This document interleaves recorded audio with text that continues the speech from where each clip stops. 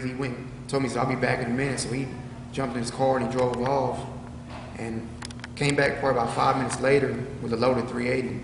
And he got out the car and he tried to approach Salvador. And Salvador was only probably about 5'5" and probably weighed about 130 pounds. He was a little guy. So Salvador was a friend of yours? Yes. And of Omar? Yes. Okay. Yeah. Salvador and Omar were both there. Salvador Comanero and Omar Barreto, they were both there together. Okay. And so when he pulled back up, he tried to go approach Salvador, and this guy was a lot bigger than Salvador. Well, Omar and the guy I shot, ended up killing Omar, they're roughly the same size, probably about 5'10", 5'11". So Omar got in front of him and said, hey man, he said, you looking to fight somebody? You can fight me. And a few more words were exchanged, and they said that he pulled out a 380 out of the back of his shirt and showed it to Omar. And so it put Omar in a situation where he got Salvador behind him and this guy in front of him with this 380. And the guy told him to get out the way. And so he, from what the two girls and what Salvador said, they said Omar looked back at Salvador and you could just see in his eyes like, damn. He turned back and he looked at the dude and he said, man, he says, I can't just move out the way. He said, if you want him, you gotta go through me. Okay. And so he raised the 380 and shot him right here, and he blew out all right here. And he would have lived if he would have stayed down. I mean, he knocked him unconscious, but he woke back up before the guy was able to get Salvador. And when he woke up, he started staggering. He was trying to stand up, and the guy turned back around and he seen Omar was getting back up. And he's, like I said, he's on speed, so they're probably playing games with his mind. You seen the guy get back up, point blank shot. Yeah. So he ran back over there and he shot him 3 more times. He shot him once right here, and that was a shot that killed him. And when Omar collapsed, he shot him 2 more times. He hit him right here and hit him right there. Now who did you get this story from? Salvador and both the girls. Okay. All 3 of them said pretty much the same thing. Okay, so there were like 5 people present then at that time? Sir. 2 girls and, Yeah. And your 2 friends and this the Yeah, first Joe one, Cruz, Joe Cruz that committed the murder, right? Committed murder, yes, okay. sir. And so he basically, after he shot Omar to death, he shot off, got in his car and took off. And that was the beginning of the story. Mm-hmm. And so what happened then? He was apprehended then by law enforcement, right? Yes, sir. He was apprehended probably, it was a few days later. He was on the run for a few days, and then he finally turned himself in. He ended up turning himself in. And he was in the county for, I guess it was a couple of months. And during that couple of months, there was a lot of words being exchanged between, my group of friends, the ones I grew up with, and this guy's group of friends. And there was a lot of hostility being created. Mm-hmm. And, a lot of threats being made back and forth. And so he ended up posting bond. And at the time that he posted bond, I misunderstood that he was already bonded out. Okay, Omar's family, they don't speak, real good English. I mean, they can understand and speak, but they're not just, real strong with it. Well, tell me for just a minute before we go on about your friendship with Omar. How long have you guys been friends? I've known him since we were 5 years old. So you spoke Spanish? Yeah, I can speak some Spanish, and I can read some, write some. I can't just hold a conversation just continuously. Yeah. But I can understand pretty much what people are saying, and I can come back to them and talk to them too. And you were close to his family as well as him, right? Yes, sir. I was close to his family. We knew each other from roughly first grade all the way up until his death. We went to elementary school together. We went to middle school together, and we started out in high school together, and then we ended up going to an alternative school together. So we just followed each other around, and we were close. And there was a few of us that were real close. It wasn't just me and him. It was a few of us that were extremely close with each other. And so his death was very traumatizing. So tell me a little more about just what you recall of your experience when you first heard about this. Who told you first of all? I had a friend named Jose Figueroa, and we called him Chepo. And I was asleep. I was supposed to be with him that night, with Salvador and Omar, but I was working at Dairy Queen. Mm-hmm. And I was scheduled to leave at 9 o'clock that night. And how old were you at this time? I just turned, I was 16. Still 16. I was 16. This was, the night he got killed was December 1st of 1996. And my birthday is this coming Monday, December 19th. I'll be 37 December 19th. And so this was, like about 3 weeks before I turned 17. And I was supposed to get off early from Dairy Queen that night, and my boss, she asked me to see if I would close the store for her. You know, she had some other issues going on, so I said, well, I could use the money, so yeah, I'll close it. So I called them and let them know, hey, I'm not gonna be able to catch up with y'all, you know, I'll holler at y'all tomorrow night or something. And so Rose, I would have been there with them that night.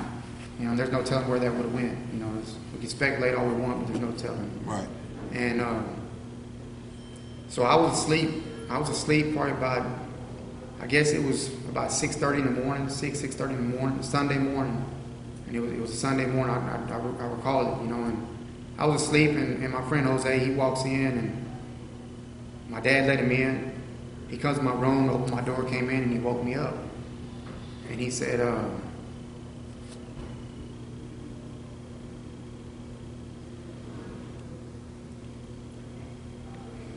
Still pretty hard to talk about, huh?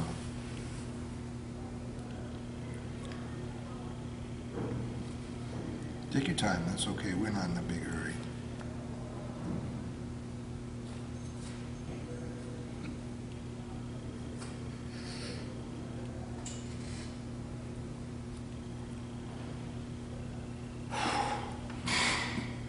yeah, he woke me up, and he just told me, he said, man, I got some news for you, man.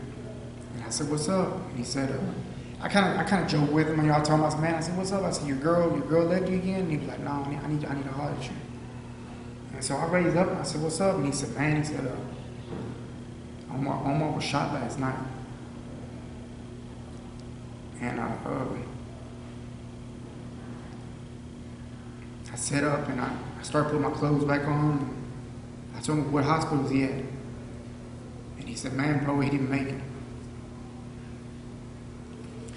So, I mean, even still this day, it's been 20 years, man. Yeah. Some things you can't get over. Yeah. It's definitely been hard. But, you know, he had a wonderful funeral, man. There was hundreds of people there. And,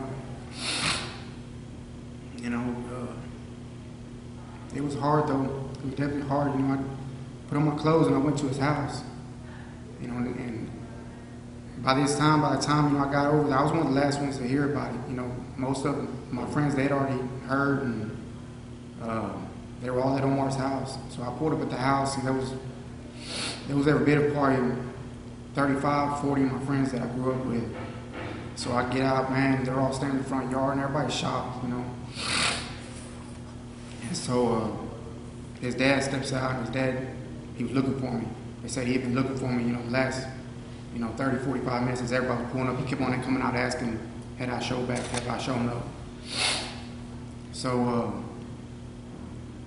I go in and sit down with his dad, and I'm in a state of shock. You know, I hadn't even started crying yet because I'm in shock. And you know, his dad just asked me, you know, what did I know about this guy? You know, the guy that killed Omar, and you know, why was Omar in this area? You know, what was going on? He was asking me questions that I really couldn't answer. You know, and that was just a father. You know, a father just wanted to know why this happened. Right. You know, and I mean that's pretty much, you know, 3 days. I think it's 3 or 4 days later we buried him. I believe we buried him on the 4th, if I'm not mistaken. We buried him on the 4th. But yeah, that was very hard. You know, it's been hard over the years to try to get past that. You know, especially being in here. You know, 'cause I grew up in here. Mm-hmm. You know? Right. What about Salvador?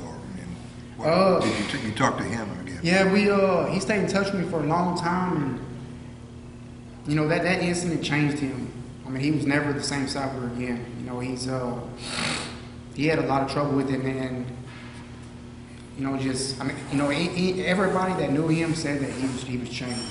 You know, he was a different person, and he stayed in contact with me for probably about my first 12, 13 years. And then I guess he just needed closure. You know, he decided he needed to move on, and he don't speak to nobody anymore. You know, he moved away, and it was just real hard for him. You know, He watched Omar get shot to death, you know, behind him to save his life. Right. You know, and it was just. So he had to feel some guilt about all that, Yeah, I suppose. yeah, definitely. Yeah. You know. And the girls that were there? Yeah, both of them girls, they, I was told that their little brother had stepped out in the yard, you know, right before when the conversation happened. And supposedly, from what I was told by them over the years, they said that their brother had to end up getting some kind of treatment. Because he actually saw, you know, he was only about 12 years old, and he actually saw Omar get shot to death. Yeah. You know, and it was devastating for them girls, too. You know, they were standing right there, you know. Yeah. Shot him 4 times in the face, you know, just cold-blooded killing. Yeah.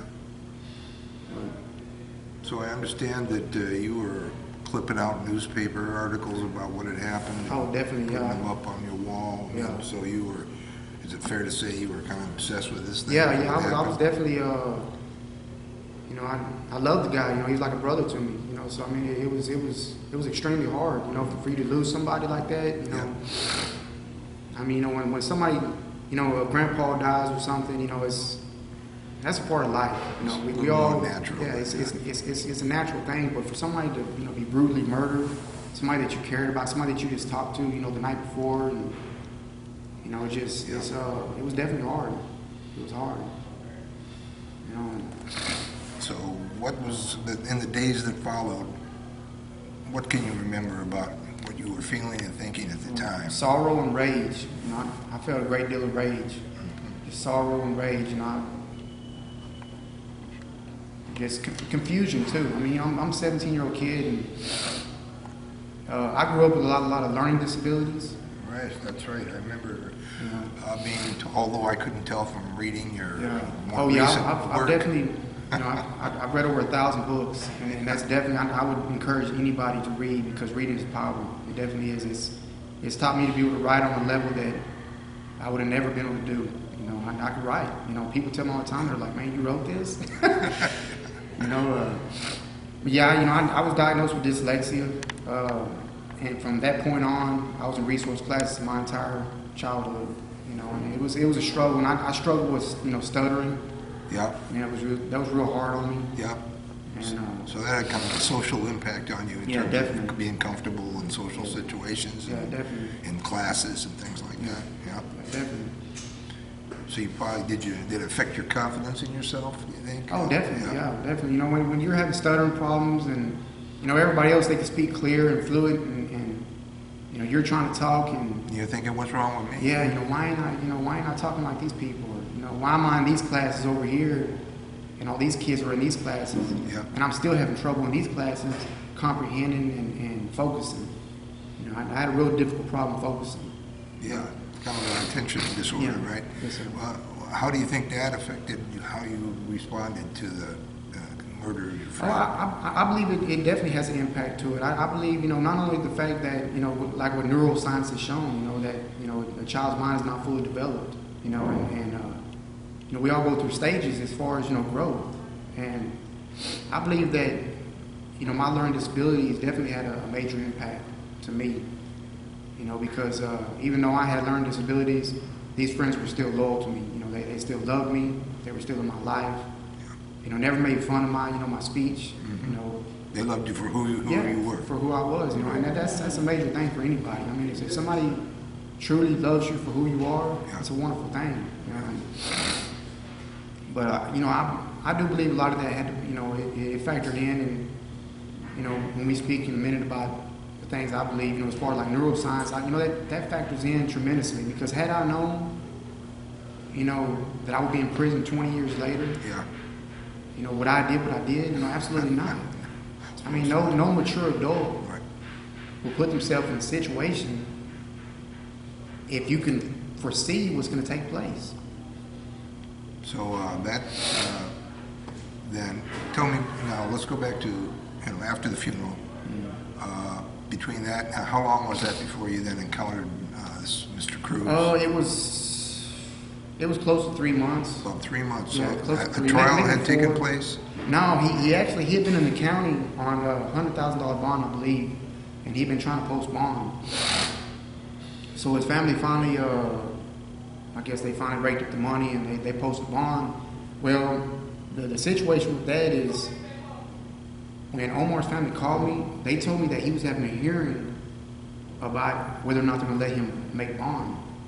So when I went to the court that day, I was under the, I was thinking that the hearing was going to be whether or not they're going to let him post bond. So I'm thinking, okay, well, I'm going to go there to be with his family and support them and protest with them because they didn't want him to get out. Was it the family that talked to you about being yes, there? Sir. Yeah, almost family. And so when I get there, I actually get there a little bit late. So I show up, and when I show up, I'm thinking, as I said, I'm thinking that this is just a hearing on whether or not they're going to let him post bond. Well, in any big city, if you post bond, it takes 24 hours to process out. 18 to 24 hours. So I get there, and they tell me they're coming out the courthouse as I'm walking up, and they tell me, his mom's crying, his little sister crying, his aunt's crying, and his dad look upset, his uncles look upset, and they said, man, they're letting him out on bond. They're gonna let him out or whatever. So, I hugged them, and I'm upset, and I get in the car. You hugged who? I hugged all his family. The I hugged his family mom, members, yeah. his mom, his dad, his sister. At the time she was a child. She was like 12 years old at the time, little sister. And we hugged, and I told him I'm sorry that I showed up late. And so I go back and I get in my car, and as I get back in my car and I go to drive off, pretty much all downtowns and they're all one way. You got one way streets everywhere. So I get back in my car, and as I'm coming around the bend, I come down Belknap. And Belknap and Henderson are basically pretty much the two busiest streets in downtown Fort Worth. And it's close to 12 noon, broad daylight. And I see him. He walks out the courthouse. He's walking on the other side. And Omar's family came out on this side, and he's coming out on this side. And this was a surprise to you that you run into him like that? Yeah, it was a very big surprise. If I would have got held at the red light for 60 more seconds, I wouldn't have seen him. And this might never have happened. Yeah, it may never happen. So when I seen him, I just I zoned out. I just felt rage. I knew who the guy was because I remember him from that party. And when I seen him, I just, I don't know what I was thinking, besides the fact that, he killed Omar. Was there anybody else in the car with you? Yes, Robert Aguirre, and he was charged, but they later released him because I told him that he didn't know what was going to take place. He didn't have nothing to do with it. I helped him get out of jail. I just told him, I said, look, man, he had nothing to do with it. Okay. He was still 16, and I had just turned 17. And so he was just another member of the group of friends? Yeah, he's just one of our friends we went to school with. And he went there with me to show support. That was the main thing he was going for, show support. So when I see him, I never said nothing to Robert. When I seen the guy, I zoned out. I stopped my car right there in downtown Fort Worth, 12 noon.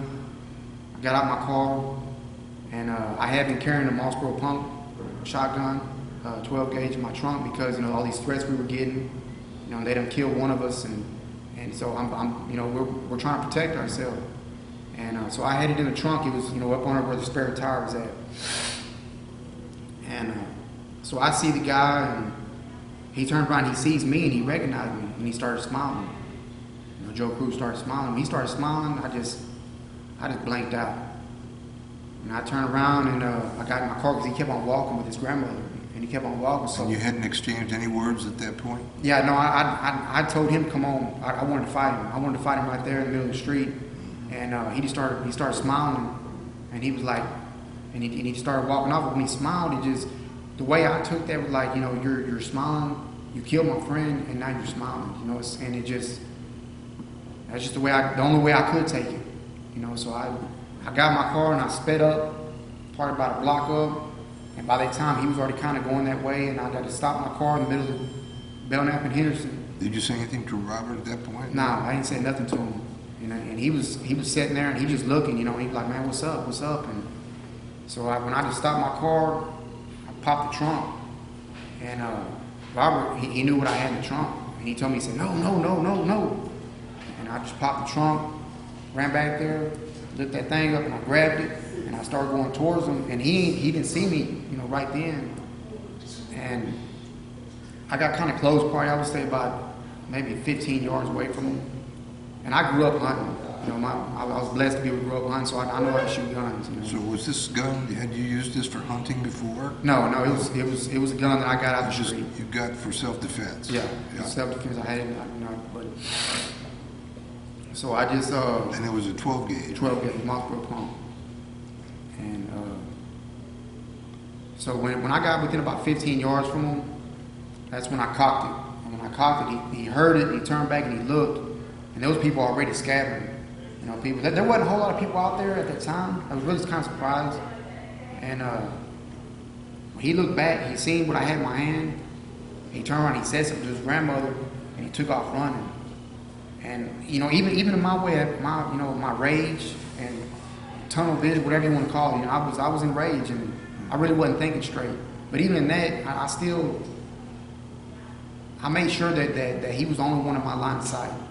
You know, I would never want to hurt an innocent person, period. You know, if it wasn't for what he did to Omar, I would have never harmed a hair on his head. You know, and when he took off running, he tried to cut in front of me, I opened fire on him. And I shot twice, and he got hit with, it was double-aught shells. And he got hit with multiple rounds, and several went completely through him. Well, the velocity of it picked him up, and when he landed up on the curb, and he was unresponsive. And I started going towards him, you know, in this blind rage. And Robert got out the car and he grabbed me, man. He said, "Let's go, man, let's go. You know, let's get out of here." So I just turned around and just casually, you know, I mean, I wasn't in my right state of mind. Right? I casually walked off. You know, people ducked behind cars. I walked off, threw the shotgun in my trunk, shut the trunk, and drove off. And I stopped at every red light. So you weren't really trying to make a dramatic escape or anything? Yeah, I mean, it's my thinking process, it just wasn't right. It just wasn't right. I mean, anybody, you know, you're going to be trying to get away, but I mean, when I did what I did, I didn't fully grasp what I did. I was too young, and I was a kid, but I mean, I did it, and when they finally did lock me up, I never denied it. You know, I did deny that it was gang involvement, because that's what the state was trying to say. Yeah, I want to talk to you a little more about that, but I just wanted you to fill me in a little bit more about the reason that you felt you needed to defend yourself, other than the fact that this guy killed your friend. Yeah. There had been other incidents of violence and threats before that, right? Yeah, well, I mean, in Fort Worth back in the 90s, you know, people getting killed for rims. You know, I had some roasters on my car. I don't know, it's shiny roasters, about $1,500 rims. You had people getting killed for bomber jackets, cowboy bomber jackets, for Nike Air Nike tennis shoes. So there was just an atmosphere of threat and violence. Yeah, it was an epidemic. And you know, in the 90s, because in the late 80s, you know, you had all this gang stuff flooded into Texas, and Fort Worth was it was out of control. I mean, you couldn't go anywhere without the possibility of getting robbed or shot to death. You know, we heard stories about people getting shot to death right there on the red light. Somebody running up on them and just shoot them to death just because they wanted the rims on their car. So I mean, yeah, of course. You know, I mean, it was just that era. They said Fort Worth is a beautiful city now. You know, most of that stuff's gone, but it was just a bad time to grow up. You know, it was a bad time. Have there been any direct threats to you or your family before that? From them people, yeah. They got my number from that girl's house. They got my number, and they called multiple times. You know, talking about, yeah, I'm gonna get you, and this and that, and calling Salvador and telling him, yeah, we're gonna get you. And so were any of those fellows gang members, as far as you know? Oh yeah, they were a part of a gang called Latin Lynch Mob. Latin Lynch Mob. Yeah, it's called LLM. And that's what they were members to. Yeah, that's what they kept on screaming on the phone, talking about, you don't know who you mess with. That include Omar? No, I mean, not Omar. Yeah, Joe Cruz. Yeah, Joe Cruz, not Omar, not Salvador. No. None of your close friends, no, you know. No. Yeah, but definitely Joe Cruz. Yeah, Joe Cruz and his friends, they were all Latin Lynch Mob. I mean, they let us know when we went to that party. You know, when we got there, they talking about, you know, what are you doing at our party? And we were like, we were invited. And they were like, well, we didn't invite you. And how far, this party where you were at, how far was that between the one where the killing occurred? It was probably about a month and a half, close to 2 months. Okay. It was close to 2 months. Okay. I want to say it was like late October, somewhere right up in there, and he died December 1st. So it was like somewhere mid to late October. So for at least a couple of months, you'd been really kind of living with this sense of immediate threat. Yeah. You know, yeah, we got a few phone calls here and there, but especially after Omar got shot to death, that's when more threats started taking place. You know, that's where more threats In the days immediately following that? oh, definitely, yeah. And those threats were they just phone calls? Or? Yeah, just phone calls. Okay. I don't believe that they knew where I lived at. I don't believe they did. So you had a cell phone or what? No, They just call your home? Yeah, it was just a home phone. Back then, nobody had cell phones. That's right. I guess Internet, right. anything. Now it's a whole different thing. Yeah, you had beepers. Yeah. Side screen beepers was the biggest thing jumping when I was out there. So, were your parents aware of this stuff going on in terms of? No, I didn't ever want to worry them. You know, I never wanted to worry them about stuff. And I'm pretty sure they probably had, you know, vibes about what was going on or whatever. But you know, they were, both my parents were great people. You know, they've been a blessing to me and my brother growing up, and they always tried to do everything they could for us. You know, even. You know, I always try not to worry them. Even you know, these 20 years I've been gone, I don't ever talk to them about the prison system, about things going on in here. Yeah. I mean, they got enough to worry about. You know, they're worried about their son being in prison. I'm not going to tell them stuff going on in here. I don't worry them about stuff like that.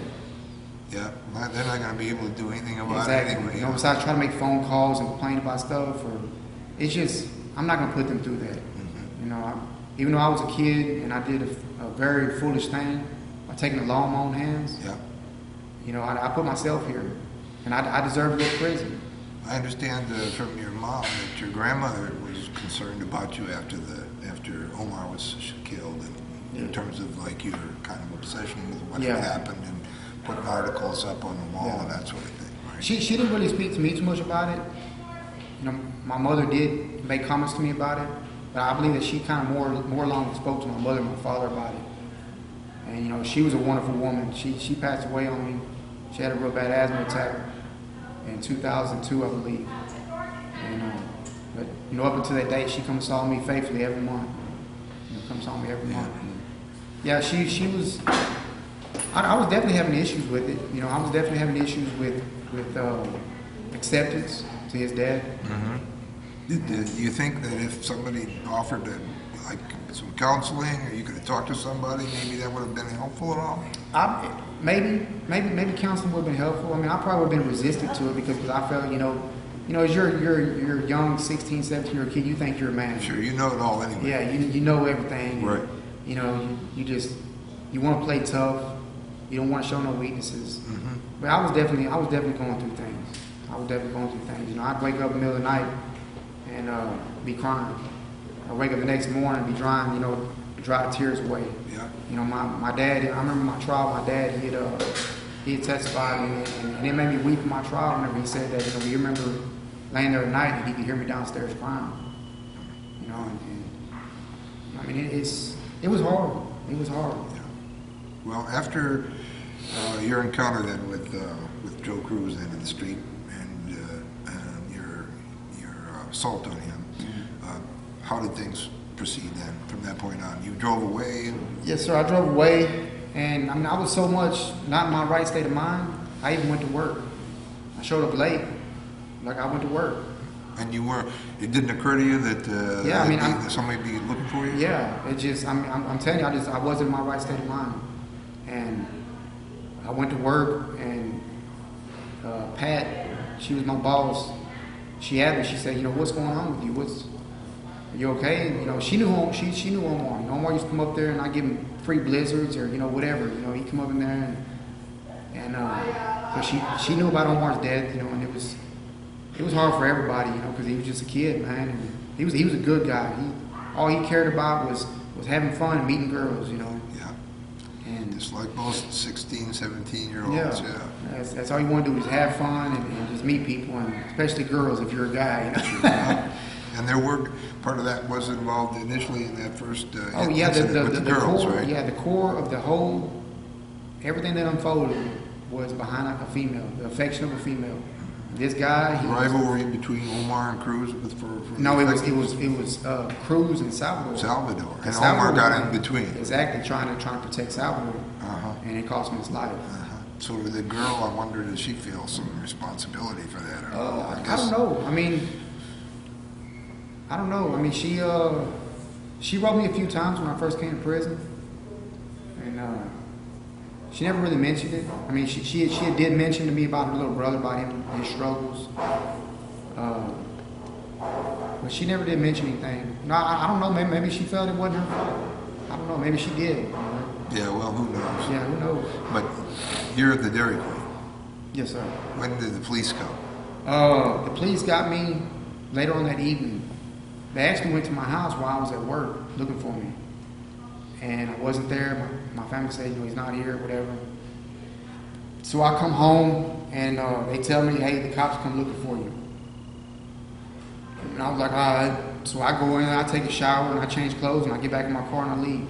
And I just remember my mom telling me, hey, why don't you just stay for dinner? And I told her, I said, nah, so I'm going to go out. She said, well, are you going to come back? And I said, yeah, I'll try to make it for dinner. Did your parents know at that point what had happened? No. Okay. No. And, you know, they were asking me questions, but I was just refusing to answer anything. And so I left, and I went to one of my friend's house, and there was a few of them over there, and they just watched the 5 o'clock news. And they had my picture and stuff plastered all over the news. You know, they had already figured out who I was, because what they did is they said, okay, well, who is this guy, Joe Cruz? What was he doing in downtown? Okay, he's on charges of murder. Well, who did he kill? You know, so they turn around and pull up these other files, and they, you know, I mean, they did their quick and thorough investigation and So showed. they figured you were one of the people who would have a motive. Yes, sir. As a They friend. said that they believed I was one of the main people that they believed would have a motive to, you know, and retaliate. Yeah. Take the law in my own hands. Yeah. So they showed a couple of pictures to a few of the witnesses that were standing nearby. You know, they pointed me out, you know, and said, yeah, he was the gunman. And as I said, you know, when they locked me up, I told them, you know, I did it. I never denied I did it. You know, it had absolutely nothing to do with gangs. And I know him, I mean, unless you want to say that me and Omar were gang members since we were 5 years old. I mean, I love the guy. He was like a brother to me. Yeah. So how did this whole criminal conspiracy gang thing come up? Well, as I said, it was an epidemic back in the 90s in Fort Worth. Gangs were rampant everywhere. Stop 6 was filled up with Bloods, and Southside was filled up with Crips, and anywhere in between, you just had all these street gangs, and it was horrible. So did you have to resist being pulled into that? Oh yeah, I mean, I had a few friends that I grew up with that would be willing to speak to you, and they would tell you that yes, they are gang members, and you know, they made a decision to join a gang, and they still communicate with me, and that's kind of what pulled me into the situation of the gang stuff, because they said, well, you socialize with Ramon Munoz and Alex Munoz, and I'm like, yeah, I do. Okay, well, they're gang members. So associating with a gang member makes you a gang member. Apparently it does. I mean, because that's how they convicted me. They said guilty by association, and so they turned around and they found me guilty, saying that my crime was gang related. Let's just skip ahead a little bit to I mean, you're incarcerated for a while. They put you in jail. How long were you there before the trial? I stayed in the county for a little bit. I can't remember exactly how long I stayed in the county, but I ended up posting bond. My family posted bond for me, and I was on the leg monitor. And I was out there for a couple of months, maybe 3-4 months, somewhere around there. And then I went to trial. So let's just talk a little bit about the trial, because I've already heard about the lawyer, the jury, and the judge. Maybe you could give me your impressions of those 3 parts of the whole trial. About the trial? Yeah. Well, I can tell you from the very beginning, the lawyer that I had, A Factor, my family didn't know this at the time, but he had never taken on a high-profile case or felony 1 case. You know, all his stuff's been DWIs and misdemeanor stuff. So we didn't know this at the time. So my trial got getting closer and closer, and he was asking us to provide names of people that he can speak to maybe be potential witnesses, and we were giving him names, and he wasn't pulling none of them in. And then as my trial got close, like within the week before my trial, he somehow or another, whatever took place, he decided he was going to move from this small building to a big building. And it was, I guess several miles down the road, but he was moving all his stuff to this other building. So during the time that he really should have been preparing for my trial, he was more focused on moving to this big fancy building. So the day of my trial, he comes in there and he asked the judge for a postponement. And the judge told him, he said, no, we're going to go with this case. So in effect, he was telling the judge he wasn't prepared Yeah. yet. And he turned around and he looked at me. And had I known what I know now about the law, he turned around and he told me, I mean, his face looked, his beard was mangy, like he ain't slept. His tie was loose. He turned around and looked me in my eyes and he said, I'm not prepared for this case. So he said as much. Yes, he told me that directly. He says, I'm not prepared for this case. Did he say that to your parents? No, he Just told to you me. personally? Yeah, he says, I'm not prepared for this case. And had I known, I would have fired him right there. And then, I mean, the court would have had no choice but to postpone my trial then. But I mean, my dad invested, $12,000, I believe, $12,500 into this attorney. The last thing you want to do is fire a guy somebody that loves you doesn't spend $12,500. Yeah. I mean, and even then, I didn't. When I came to prison, I was pretty much illiterate. I had a 6th grade education when they did the EA test on me, which is education awareness test. I had a 6th grade education. Yeah. And I couldn't hardly spell, read, or write. So, when I go in this trial, I'm not understanding 85% of what they're saying. The objection, I didn't know what the word objection meant. I didn't know what overruled meant. I didn't understand anything that was going on in my case. And, that's just how it unfolded. I mean, my lawyer, he wasn't prepared. He didn't call no witnesses. There was several people out there that were waiting, hoping to get called up to the stand to testify for me. And he just, for whatever his reason, I don't know if he made a deal or I don't want to speculate on anything. He just didn't, he put no effort whatsoever in my case. And that's how I ended up with 50 years as a first-time youth offender. With the fact that the guy lived. I've run across thousands of people down here with half my sentence for murder cases.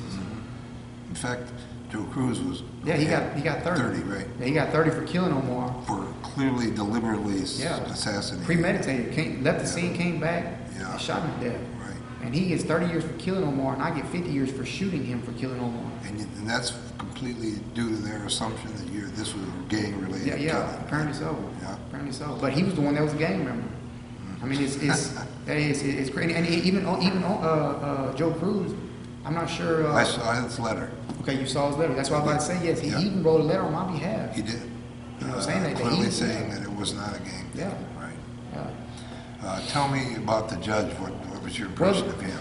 The judge, he was I can't remember his name. I want to say his name was Thornton. I can't remember for certain, but he was a retired sitting judge. And I don't know how old he was. I would put him somewhere in his mid to late 80s. And he wanted to go ahead and go with the case. And I want to say my lawyer said something 3 different times about him being asleep. He fell asleep multiple times during my trial. You noticed that yourself? Oh, yes, definitely. Yeah, I looked up there and he was asleep during my trial. And my lawyer would object to something, and he would raise up and object to what? And overruled or whatever, whatever he would say. But yeah, he fell asleep at least 3 times that I know of during my trial. And then there was a few other occasions where he was talking to his wife. I guess it was his wife on the phone about what she was going to cook for dinner that night during my trial. I mean, and apparently they said that it wasn't a crucial part of your trial. I feel like every single second of my trial is a crucial part because this is a life. Yeah, this is a life that's at stake. How long did the trial last? I think 5 days, I believe. I'm not absolutely certain, but I believe it was 5 days. And what about the jury? One of the jurors was actually a friend and a co-worker to Salvador's mother. Salvador's mother, her name is Virginia Pena, and when she came to my trial in support, she was sitting back there and she seen him. She didn't speak to him, during the trial, and she ended up seeing him about 2 weeks after the trial, and she asked him, what made y'all sentence that boy to 50 years in prison? And this is what he told her. The statement that he made You know, whenever I tried to get Robert out of trouble, I made a statement, and I used the word homeboy, and the gang intelligence, they try to say that means fellow gang member. Was that during your testimony or something? Yeah. You, Well, okay. did your lawyer have you testify directly? No, my lawyer did not want me to testify. I wanted to testify. He did not want to let me. And it probably would have been best that he didn't let me. I was a kid, you know. And Yeah. it probably been best, but So when did you make the homeboy comment? okay. Whenever I got locked up, when they finally arrested me, well, I agreed to Detective Manny Reyes. He was a homicide detective. I agreed to make a statement. As a 17-year-old kid, I said, okay, I'll make a statement. Without an attorney? Yeah, without an attorney, I'll make a statement. And not knowing my rights and not knowing, you know, what not to do or what to do, whatever. And this was really my first run-in with the law. You know, I've never been a juvenile. You know, I wasn't a bad kid. You know, Right. You had 2 traffic tickets or yeah, something, right? yeah, a couple of traffic tickets. And so I told them that Robert Aguirre had nothing to do with it. I said, look, I will talk to you and write a statement. If you will release my vehicle and release Robert, I will make a statement. And they said, okay, well, if you're the shooter, then we'll do that. And I said, yes, I'm the shooter. And so I just told him, I said, man, I said, you know, we felt threatened. You know, they were calling me and my homeboys. That's the word I use, me. They were calling me and my homeboys and making threats. And that's a word that everybody uses, you know. So what is it that led you to think that using that term triggered some, Well, the jury, that's what how the jury No, looked at that? they had a gang intelligence officer named Tim Gilpin. He got up on the stand and told them that the word gang member, the word homeboy means fellow gang member. And that's just not the case. You got, you know, NFL football players and basketball players, and everybody used that word. I mean, especially during that era, you know, everybody used that word, homie, homeboy, whatever. So you think that's the impression that the jury got from Oh, this yeah. fellow testifying, this Yes. gang Definitely. intelligence officer? Definitely. Yeah. And see, here's what happened.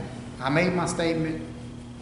You know, the statement I made. Well, once we hired a factor, the only good thing that he did for me was he filed a motion to suppress my statement, and the judge agreed. No attorney was president at the time. His statement's thrown out. And so that was when you used the term homeboy. Yeah, that's when I used the term homeboy. So technically it was thrown out. Why Yeah. would the jury have heard this from someone? Okay, I want to say it was one of the last days of my trial. It was the last day or the second to the last day. A factor decided, because there was one sentence in my statement, he decided to bring it back to the court. You filed a motion to suppress his statement, and then you choose to bring it back without my consent, without my family's consent. So he brought it back into the court. But when he brought it back in for this one sentence, he was giving the DA the opportunity for everything in there. And so on cross-examination, they called Tim Gilpin up there, and Tim Gilpin said, well, he used the word homeboy, and that means fellow gang member. So now going back to Virginia, Salvador's mother, when she asked that juror, why did you find him guilty?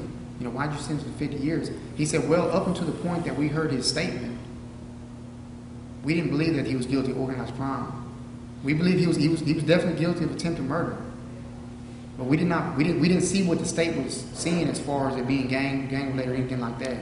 He said, but when his statement got put out there, and the word homeboy and the way the gang intelligence officer said that, that's what got me convicted. So essentially, my attorney, by putting this statement back out there, had me convicted.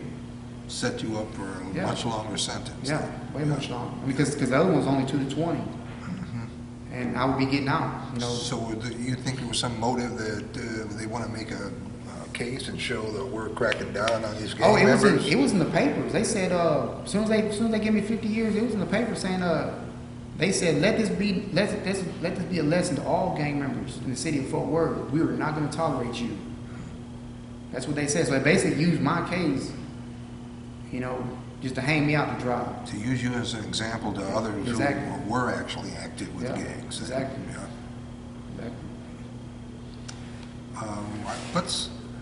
Let's move on to you being in prison. All right. You've been in prison for 19, 20 years now? Yeah, close to 20 years. Close to 20 years. Jerry, you got 10 minutes. 10 minutes to go, so we need to move along fairly quickly, huh? All right. All right. First, I just want to talk about what your experience here. You've accomplished a lot of things while you've been here. Yeah, college. I'm almost done with my degree. Is there the bachelor's degree or an AA degree? Yes, AA degree. A degree? Yeah. Okay. And you're paying for this, your Yes, parents sir. are paying for it, Yes, sir. basically? Okay. Yes, You've taken lots of classes. Yes, sir. I mean, you obviously transcended whatever limitations you had as a learning disabilities. Yes, sir. How do you feel about that? How you spent your time here? I feel blessed. You know, I mean, the opening years were hard because, I mean, even in this place, you know, it's gang infested. Especially back in the 90s, you know, there's a lot of, you know, bad people in here, and it was hard. I mean, you had to stand your ground or the walls would close in on you real quick. Yeah. You know, I mean, you So it's a character building in a way. oh, definitely. Yeah. And I feel blessed. I mean, even after spending over half my life in prison, I feel blessed. I mean, I'm way smarter than what I would have ever been. You know, there's no telling where life would took me out there. I could have ended up dying from drugs or alcohol or. You're a little like Malcolm X, who read the dictionary and Yeah, exactly. you know, educated himself. Yeah. Yeah. Yeah, I stay in the dictionary, you know, and I stay reading. As I said, I've read over 1,000 books. You know, any kind of book you can put in front of me, I read it.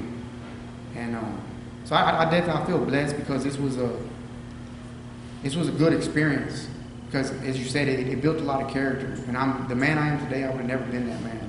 Yeah. Had you not had this as Had I not a had huge this. challenge to Yeah. deal with, let's talk a little bit about I know you have developed some pretty extensive ideas about what could change to make things better so guys, you know, young Yeah, guys definitely. like yourself won't make the same mistake. Well, because of what neuroscience has shown in recent years, you know, the Supreme Court has ruled in many cases.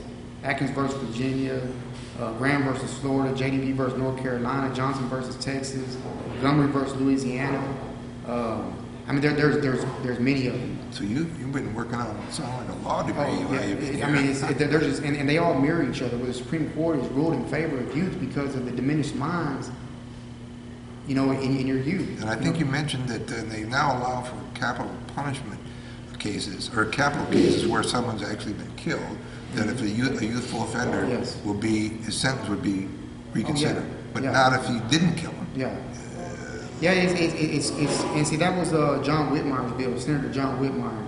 He passed a bill in 2013 called Senate Bill 2, and this bill was essentially to do away with life without parole for capital offenders that were under the age of 18, and he passed that into law, which Montgomery versus Louisiana, that would have changed the law anyway, you know, 3 years later.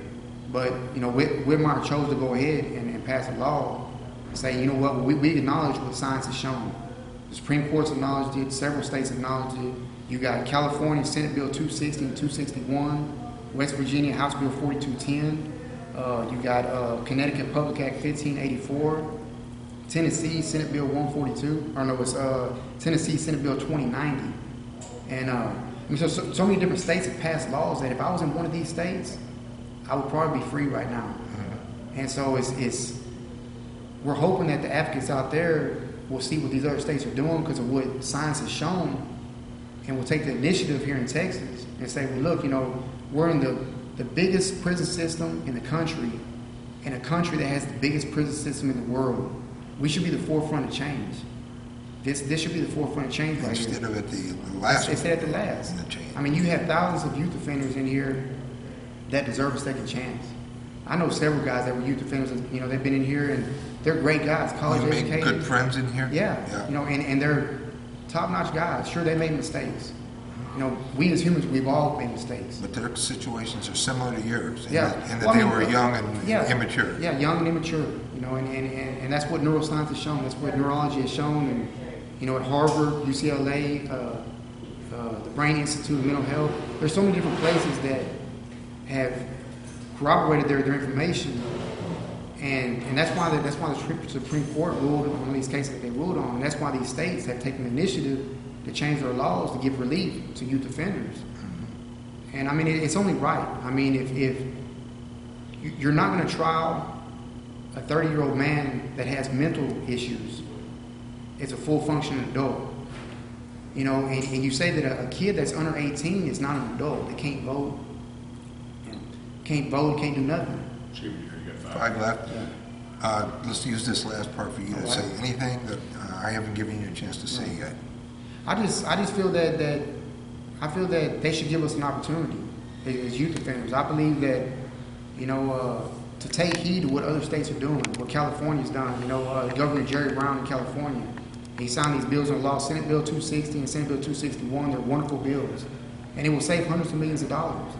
I mean, we're talking about bills here in Texas. You know, they're talking about this budget cut that's looming right now, and then you got this legislation coming up this next year, and they're talking about cutting into 4%.